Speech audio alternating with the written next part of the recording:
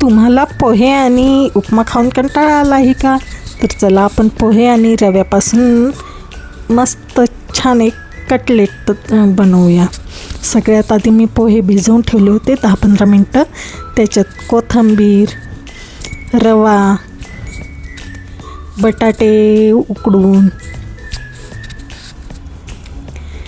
लाल मिरची पावडर, हळदी पावडर,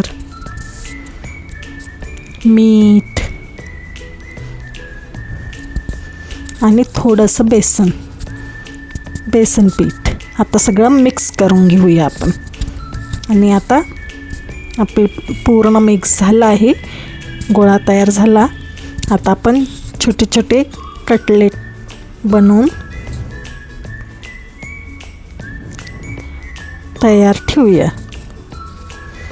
आता कटलेट पण आपले झाले आहे. आता तेल गरम झाले की त्याच्यात आपण तळून घेऊ.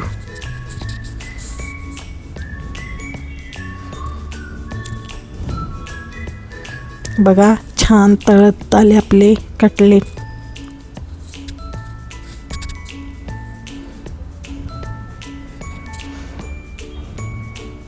आता काढून घेऊ. चटणी बरोबर सर्व करा. आवडली तर नक्कीच लाईक शेअर सबस्क्राईब करा. धन्यवाद.